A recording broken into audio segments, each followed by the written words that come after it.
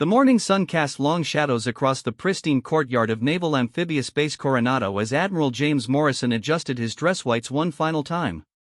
Today marked the 15th anniversary of Operation Neptune's Fork, a classified mission that had saved countless American lives but remained buried in the depths of government secrecy. The ceremony was modest by military standards: a small gathering of decorated Navy SEALs, a few high-ranking officials, and the Admiral himself, who would present commendations for valor that should have been given years ago.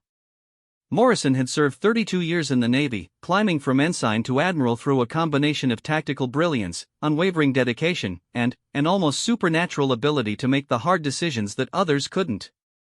He had overseen dozens of operations, commanded thousands of sailors, and earned the respect of everyone who served under him. Yet as he walked toward the podium, something felt different about today. There was a weight in the air, a tension among the assembled SEALs that he couldn't quite place. The men standing in formation before him represented the elite of the elite. Each had been handpicked for Operation Neptune's Fork 15 years ago, when intelligence had indicated a massive terrorist plot targeting American infrastructure. The mission had been successful, devastatingly so, but the details remained classified even from Morrison himself. He knew only that these men had performed with extraordinary courage under impossible circumstances, and that their actions had prevented what could have been the worst terrorist attack in American history. As Morrison began his prepared remarks about duty, honor, and sacrifice, he noticed something peculiar. Every few sentences, he would catch one of the SEALs glancing toward the back of the gathering. It wasn't the casual look of someone checking the time or scanning for familiar faces. These were purposeful, almost reverent glances, as if they were acknowledging someone whose presence meant everything to them. Morrison paused mid-sentence and followed their gaze. Standing at the very back, partially hidden in the shadow of a concrete pillar, was a woman. She appeared to be in her late 30s, with shoulder-length auburn hair pulled back in a simple ponytail. She wore civilian clothes, dark jeans and a navy blazer, and seemed to be trying to remain inconspicuous. Yet there was something about her bearing, the way she held herself with quiet confidence, that suggested she was anything but an ordinary observer. The Admiral's aide, Lieutenant Commander Sarah Walsh, noticed his distraction and followed his gaze. When she spotted the woman, her face went pale. She leaned in close to Morrison and whispered urgently, "Sir, I think we should continue with the ceremony, Commander," Morrison said quietly, though his eyes remained fixed on the mysterious woman. Something about her struck him as familiar, though he was certain they had never met. Perhaps it was the way the SEALs kept looking at her with what could only be described as profound respect, or maybe it was the fact that she seemed to know exactly what was being discussed despite standing too far away to hear clearly. As Morrison continued presenting the commendations, he found himself studying each SEAL's reaction more carefully. Lieutenant Marcus Rodriguez, the team's former communications specialist, actually smiled when his eyes found the woman, the first genuine emotion Morrison had seen from the typically stoic operator. Chief Petty Officer David Tank Thompson, a mountain of a man who had earned his nickname by single-handedly destroying an enemy armored vehicle during a mission in Afghanistan, nodded slightly in the woman's direction with something that looked remarkably like gratitude. The most telling reaction came from Master Chief Daniel Harper, the team leader for Operation Neptune's Fork. Harper was a legend among Navy SEALs, a man who had completed more high-risk missions than most operators could even dream of. Morrison had known Harper for over a decade and had never seen him show vulnerability or uncertainty. Yet when Harper received his Navy Cross, the nation's second-highest military decoration, his first instinct wasn't to salute his admiral or acknowledge the applause from his fellow SEALs. Instead, he turned toward the woman at the back and gave what could only be described as a bow of deep respect. Morrison's curiosity was becoming overwhelming, but military protocol demanded that he complete the ceremony. As he presented the final commendation to Petty Officer First Class Michael Santos, the team's medic, he noticed that Santos's hands were trembling slightly. Santos had been known for his steady nerves under pressure, the kind of man who could perform emergency surgery in the middle of a firefight without breaking a sweat. Yet something about today, something about this ceremony, had clearly affected him deeply. When the formal proceedings concluded and the SEALs were dismissed, Morrison expected them to mingle, to catch up with old teammates, to do what veterans always did at these gatherings. Instead, every single one of them walked directly toward the woman at the back of the courtyard. They didn't rush, didn't call out greetings, but moved with the purposeful stride of men reporting to someone they respected above all others. Morrison watched, fascinated, as each SEAL approached the woman individually. They didn't salute, she wasn't military, after all, but there was something formal, almost ritualistic, about each interaction. Rodriguez spoke with her for perhaps 30 seconds, during which she placed a hand on his shoulder and said something that made his eyes water. Thompson, the giant who rarely showed emotion, actually hugged her, a brief, fierce embrace that spoke of shared experiences and mutual respect. The most remarkable interaction was with Master Chief Harper. The grizzled veteran, who had stared down enemy fire in a dozen countries and never flinched, stood before this woman with his head slightly bowed. She spoke to him quietly, her words inaudible from Morrison's distance, and Harper nodded several times. When she finished speaking, Harper did something Morrison had never seen before. He took her hand in both of his and held it for a long moment, as if drawing strength from the contact. Lieutenant Commander Walsh appeared at Morrison's elbow again. "Sir, perhaps we should give them some privacy. This appears to be, who is she, Commander?" Morrison interrupted, his voice barely above a whisper. "And why do these men, some of the most decorated warriors in the Navy, look at her like she's their commanding officer?" Walsh shifted uncomfortably. "Sir, I think that's a conversation you should have with Master Chief Harper. The details of Operation Neptune's Fork are classified above my level," Morrison finished. "Yes, I'm well aware. But something tells me that woman is the key to understanding what really happened 15 years ago." As if sensing his scrutiny, the woman looked up and made eye contact with Morrison across the courtyard. For a moment that seemed to stretch into eternity, they stared at each other. Her eyes were green, he noticed, and there was something in them that made him feel as though she was evaluating him, measuring his worth as both an officer and a man. It wasn't hostile, but it was undeniably intense, like being examined by someone who had seen too much and survived experiences that would break most people. Then, to Morrison's surprise, she began walking toward him. The SEALs parted before her like water, each one nodding respectfully as she passed. She moved with the fluid grace of someone who had been trained in combat, her footsteps silent despite the hard concrete beneath her feet. Everything about her bearing suggested military training, yet Morrison was certain she had never served in any official capacity. When she reached him, she extended her hand with a small smile that didn't quite reach her eyes. "Admiral Morrison, I'm Catherine Wells. Thank you for honoring these men today. They've waited far too long for proper recognition." Her handshake was firm, calloused in a way that spoke of hard physical work, and Morrison found himself immediately impressed by her direct manner. "Miss Wells, I have to admit, you've got me curious. These SEALs clearly hold you in very high regard." "They're good men," she said simply, glancing back at the group who were still watching their interaction with obvious interest. "They've been through more than most people could imagine." "Operation Neptune's Fork," Morrison said, testing the waters. "I know it was successful, I know it was classified beyond my clearance level, and I know these men distinguished themselves. But something tells me there's more to the story."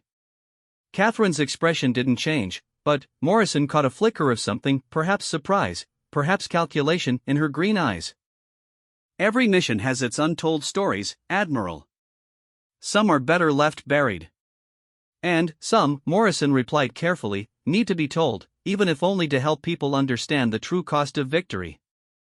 For a long moment, Catherine studied his face with the same intensity she had shown from across the courtyard. Morrison had the distinct impression that he was being tested, that his response to whatever she said next would determine how much of the truth he would learn. "Master Chief Harper," she called out, never taking her eyes off Morrison. "Could you join us for a moment?" Harper approached immediately, his expression carefully neutral. "Ma'am. The Admiral is asking about Neptune's Fork," Catherine said simply. "I think it's time he knew." Harper's eyes widened slightly. "Ma'am, the classification was put in place to protect me," Catherine said quietly. "But 15 years is a long time, and these men deserve to have their story told properly." She turned back to Morrison. "Admiral, if you're genuinely interested in understanding what happened during Operation Neptune's Fork, I'm willing to tell you. But I need your word that what I share won't leave this conversation unless and until the powers that be decide it's safe to declassify." Morrison didn't hesitate. "You have it." Catherine nodded to Harper, who took a deep breath before beginning to speak. "Sir, Operation Neptune's Fork wasn't like any mission we'd ever been briefed for. Intelligence had uncovered a terrorist cell planning to attack 3 major American cities simultaneously: New York, Los Angeles, and Washington, D.C. The weapons were already in place, the operatives were trained and ready, and we had maybe 72 hours to stop them." "Go on," Morrison said, sensing that he was about to hear something that would change his understanding of both the mission and the woman standing before him. "The problem was intelligence," Harper continued. "We knew the attacks were planned, we knew the general timeframe, but we didn't know the specific targets, the exact timing, or how to identify the operatives. The terrorist cell had been planning this for years, and they'd covered their tracks perfectly. Traditional intelligence gathering wasn't going to be enough." Catherine spoke up, her voice steady but carrying an undercurrent of old pain. "That's where I came in. I wasn't military, wasn't CIA, wasn't officially part of any government agency. But I had unique qualifications for this particular mission." Morrison waited, sensing that interrupting would break whatever spell was allowing him to hear this story. "My brother was one of the terrorists," Catherine said simply, her words falling like stones into still water. "Not by choice, initially. He'd been recruited by the cell 3 years earlier, when he was young and angry and looking for something to believe in. By the time he realized what they really were, what they were planning, he was in too deep to get out safely." The words hung in the air between them, and Morrison began to understand the weight that had been pressing down on the ceremony. This wasn't just about honoring warriors who had completed a successful mission. This was about something far more complex, far more personal. "He reached out to me," Catherine continued. "Told me what was being planned, begged me to help him stop it. But the cell was too careful, too paranoid. He couldn't just walk into a police station or call the FBI. They were watching him constantly, and any sign of betrayal would have meant not just his death, but the deaths of his wife and daughter as well." Harper nodded grimly. "That's when the intelligence community brought us in. They needed a way to get someone inside the terrorist cell, someone the operatives would trust completely. But it couldn't be an undercover agent or a turned asset. It had to be someone with a genuine connection to the organization." Morrison felt a chill run down his spine as he began to understand what they were telling him. "You volunteered to go undercover among the people planning to kill thousands of Americans, including your own brother." "I volunteered to save my brother's life and prevent the deaths of innocent people," Catherine corrected gently. The fact that it meant infiltrating a terrorist cell was just the method, not the goal. "But how?" Morrison began, then stopped himself. The how wasn't important. What mattered was that this woman had been willing to put herself in mortal danger to prevent a catastrophe that could have changed the course of American history. "The insertion was the easy part," Harper said. Catherine's brother convinced the cell leadership that she was sympathetic to their cause, angry at America for various personal reasons. Her background checked out, she had the right skills, the right attitude, the right family connection. Within a week, she was working directly with the operational planners. "And then?" Morrison asked, though he suspected he already knew the answer. Catherine's expression hardened slightly, and Morrison caught a glimpse of the steel that must have carried her through whatever horrors she had endured. "Then, I spent 3 weeks living among people who talked casually about murdering children, who planned their attacks over dinner and discussed body counts like sports statistics. I gathered intelligence, identified targets, learned the timeline, and passed everything I could to my handlers through carefully arranged dead drops. But it went wrong," Harper added quietly. "The cell leadership became suspicious. Someone noticed that Catherine was asking too many questions, spending too much time in areas where she shouldn't have been. They started watching her, testing her loyalty." Morrison found himself holding his breath, waiting for the rest of the story. "They gave me a test," Catherine said, her voice dropping to barely above a whisper. "They wanted me to prove my commitment to the cause.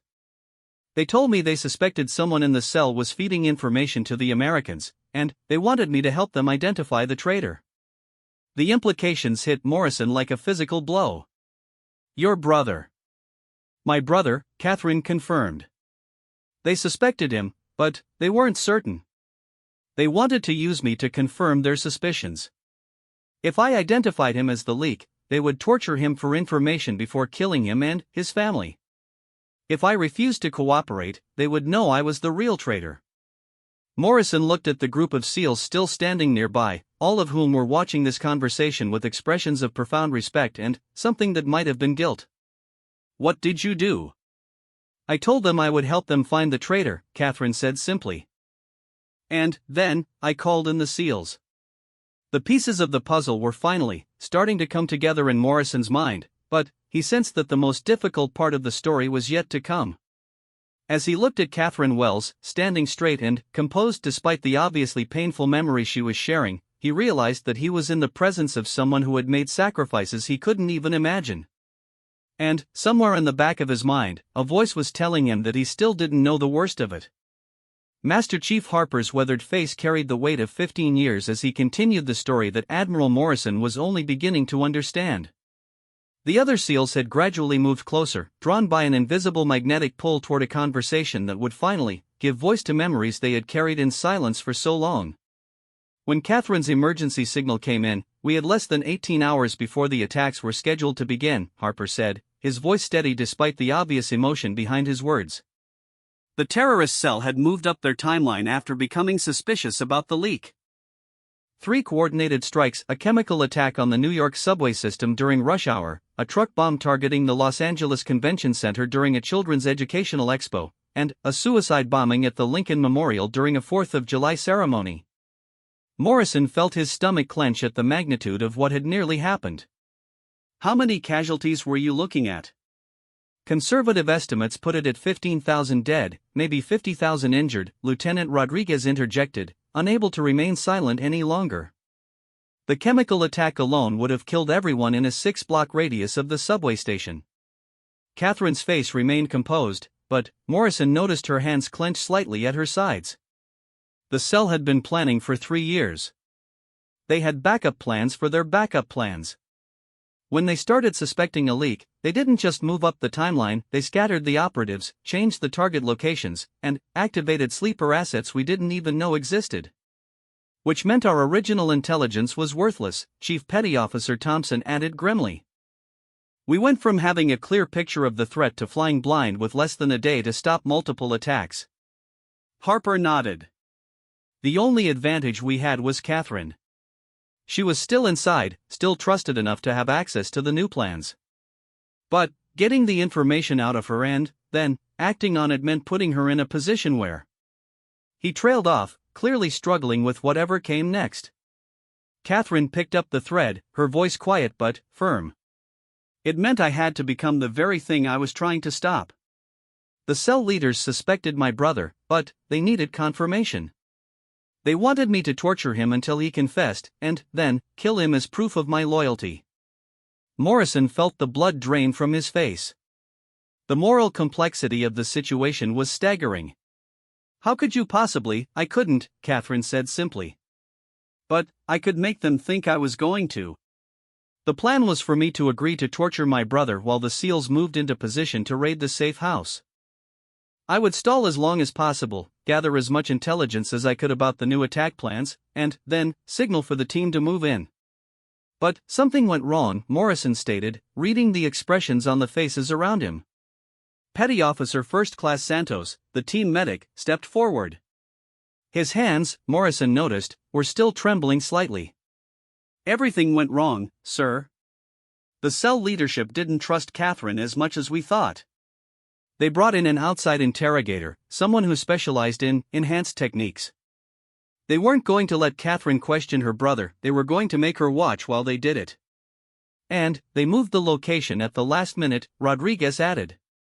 "We were set up to breach the original safe house, but 2 hours before the operation was supposed to begin, they relocated to an abandoned warehouse in a completely different part of the city." Harper's jaw tightened. "We had to make a choice. Either abort the mission and accept that the attacks would proceed as planned, or adapt and go in without proper reconnaissance, without backup, and without any guarantee that we could extract Catherine alive. Morrison looked at each of the SEALs in turn, seeing in their faces the weight of a decision that no military commander should ever have to make. You went in. We went in, Thompson confirmed. 6 of us against an unknown number of hostiles in an unfamiliar location, with a civilian asset in immediate danger and the lives of tens of thousands hanging in the balance. Catherine's composure finally cracked slightly, and Morrison caught a glimpse of the trauma that still lived just beneath her calm surface. They had my brother tied to a chair in the center of a large room. The interrogator, a man who looked like he enjoyed his work, had a table full of instruments laid out like a surgeon preparing for an operation. When I walked in, they handed me a knife and told me to begin with something small. The silence that followed was deafening. Morrison found himself struggling to comprehend the psychological torture of being forced into such a position. I took the knife, Catherine continued, her voice barely above a whisper. I walked over to my brother, and I looked into his eyes. He knew what was happening. He knew why I was there. And, do you know what he said to me? Morrison shook his head, afraid to break the spell of her narrative. He said, "Do whatever you have to do to stop them."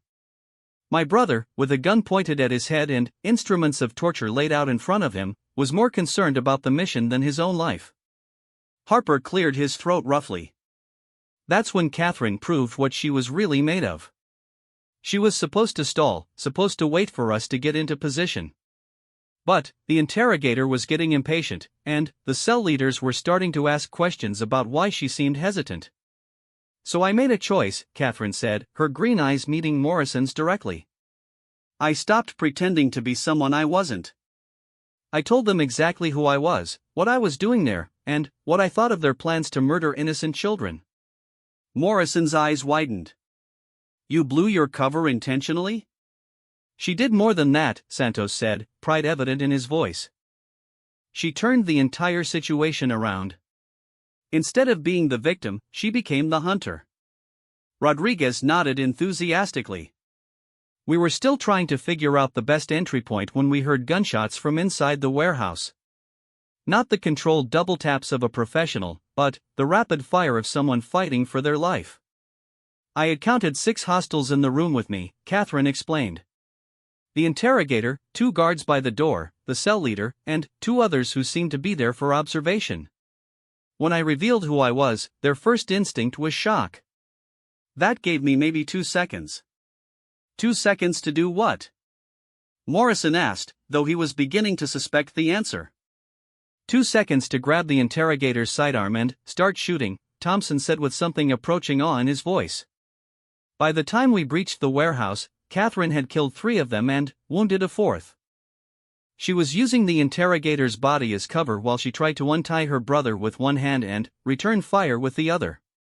Morrison tried to picture the scene: a civilian woman who had never received formal military training, fighting off trained terrorists while trying to save her brother's life.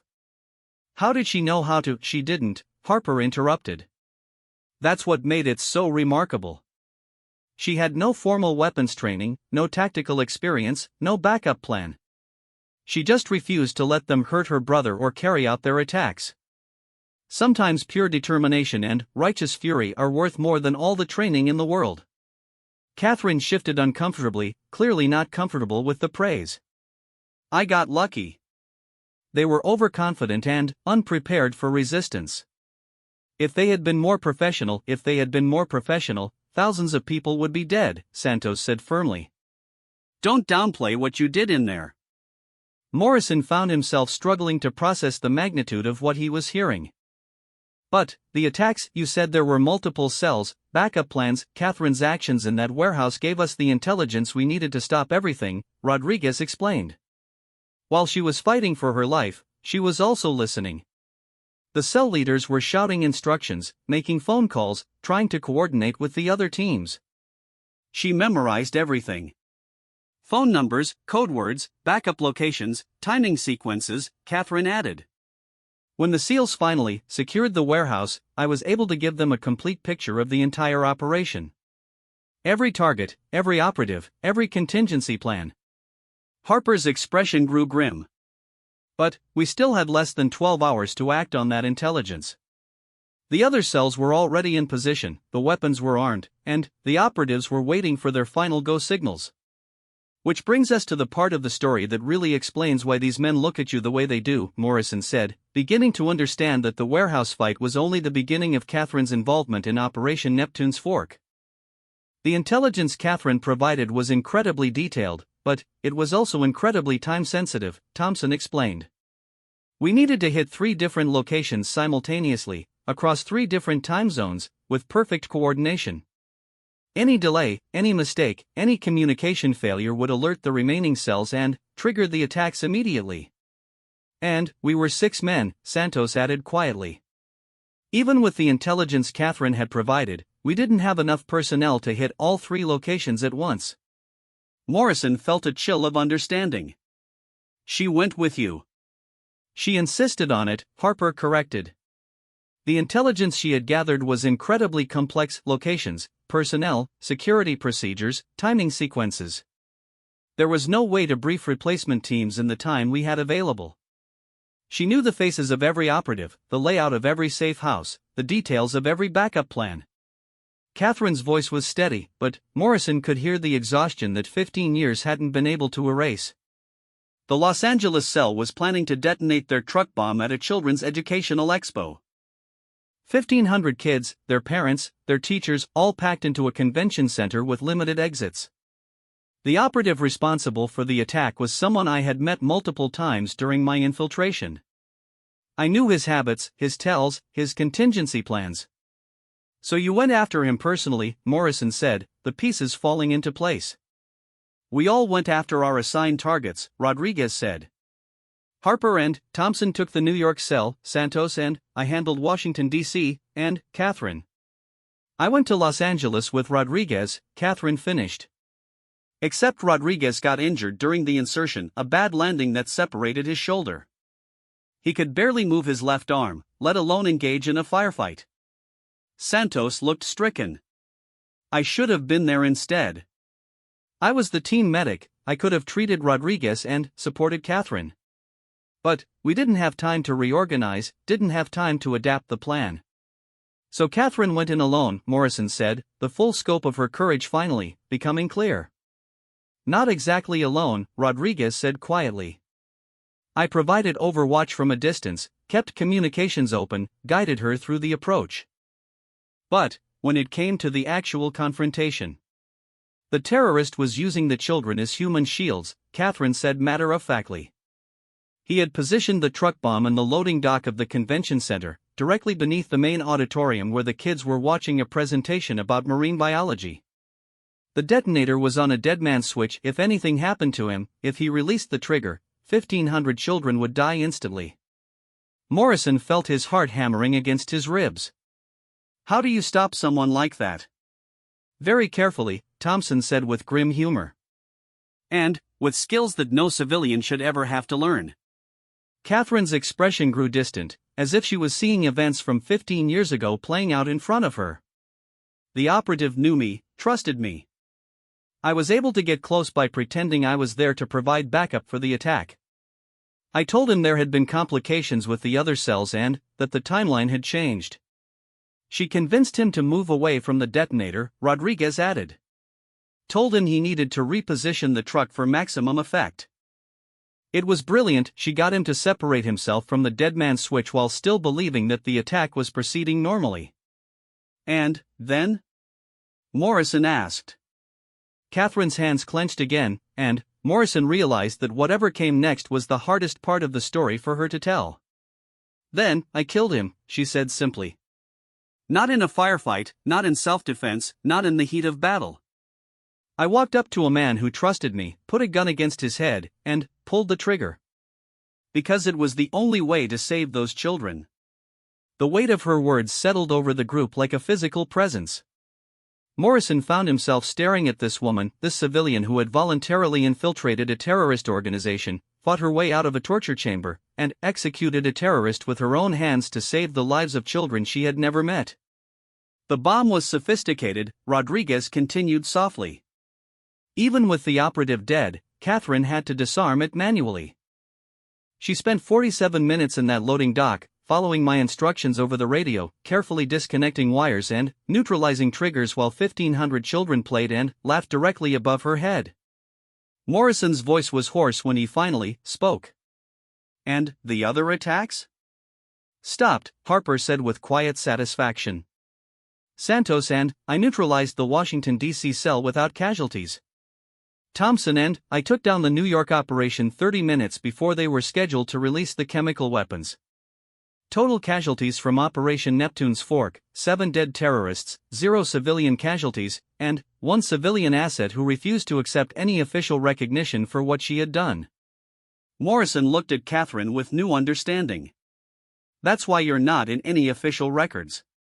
That's why the mission is classified at a level above my clearance. The government couldn't acknowledge what you did without revealing methods and capabilities they wanted to keep secret. And, because I refused to be acknowledged, Catherine added, I didn't do it for recognition or medals or commendations. I did it because it was the right thing to do. The only thing to do. Morrison shook his head in amazement. But, these men, they've never forgotten. They've carried your story for 15 years, waiting for a chance to honor what you did. Harper nodded solemnly. Every SEAL in this courtyard owes their peace of mind to Catherine Wells. We've all completed dangerous missions, we've all put our lives on the line for our country. But, none of us has ever been asked to sacrifice what she sacrificed, or to carry the weight she carried. As Morrison looked around at the assembled SEALs, he finally understood the reverence in their eyes, the respect in their voices, the way they had moved toward Catherine like iron filings drawn to a magnet. She wasn't just a civilian who had helped with a mission. She was the moral center around which the entire operation had revolved, the person who had been willing to do whatever was necessary to protect innocent life. And she had been doing it alone, without official support, without recognition, without the brotherhood of warriors that sustained men like Harper and his team through the dark memories of their service. Morrison felt a profound sense of shame that it had taken 15 years for these men to have a chance to publicly honor her contribution. But, as he looked at Catherine Wells standing straight and composed despite the obvious pain of revisiting these memories, he realized that the story was far from over. There was still something more, something that explained the lingering tension in the air, the way the SEALs looked at her not just with respect but with a kind of protective concern. What happened to your brother? Morrison asked quietly. The question fell into the gathering like a stone thrown into still water, and Morrison immediately knew that he had touched on the part of the story that still haunted all of them. The question about Catherine's brother hung in the air like smoke from a distant fire, acrid and impossible to ignore. Admiral Morrison watched as every SEAL present seemed to draw closer together, their body language shifting from the comfortable camaraderie of warriors sharing war stories to the protective stance of men preparing to shield someone they cared about from additional pain. Catherine's composure, which had remained steady throughout her recounting of infiltrating terrorist cells and disarming bombs, finally showed cracks. Her shoulders sagged almost imperceptibly, and Morrison caught a glimpse of a grief so profound that it made his chest tighten with sympathetic pain. My brother's name was David, she said quietly, her voice carrying the careful control of someone who had learned to speak about unbearable loss without falling apart. David Michael Wells. He was 28 years old when he died. He had a wife named Maria and a daughter named Sophie who was 4 years old and loved to draw pictures of butterflies. Master Chief Harper stepped closer to Catherine, not quite touching her but positioning himself in a way that offered support without crowding her. Morrison recognized the gesture. It was the same way SEALs protected wounded teammates, creating a buffer between vulnerability and the hostile world. The warehouse raid was successful, Harper began, his voice rough with emotion he rarely allowed himself to show. Catherine had given us the intelligence we needed, we had neutralized the immediate threat, and the other attacks had been prevented.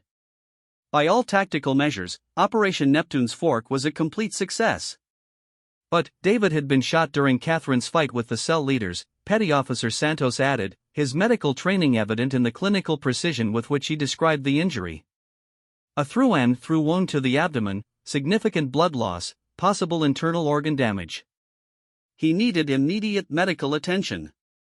Morrison felt his stomach clench as he began to understand where the story was heading. You couldn't get him to a hospital. We couldn't get him anywhere, Lieutenant Rodriguez said bitterly. The warehouse was compromised, local law enforcement was responding to reports of gunfire, and we had strict orders to maintain operational security. No civilian hospitals, no official medical facilities, no paper trail that could be traced back to the operation. Catherine's hands were trembling now, and Morrison realized that 15 years had done nothing to diminish the raw pain of what she was about to tell him. David was conscious when the shooting stopped. He knew he was hurt badly, but he was more concerned about whether we had gotten the intelligence we needed. I was trying to stop the bleeding, trying to keep him stable, and he was asking me if the attacks had been prevented. I had basic field medical training, Santos said, his own hands shaking as he remembered. I did everything I could with the supplies we had. Pressure bandages, hemostatic agents, pain management. But he needed surgery, needed blood transfusion, needed resources we couldn't provide. Thompson's massive frame seemed to shrink as he added his own piece of the story. Command was very clear about the priorities. The mission came first. Operational security came second. Everything else, including casualty evacuation, was tertiary. Morrison felt a surge of anger at whatever faceless bureaucrat had made that decision, but he kept his voice level. How long were you trapped in that warehouse? 4 hours and 37 minutes, Catherine said with the precision of someone who had counted every second. David was lucid for the first 2 hours. We talked about Sophie, about the drawing she had made for him, about the vacation they had planned to take to Disney World when all this was over. Harper's jaw worked silently for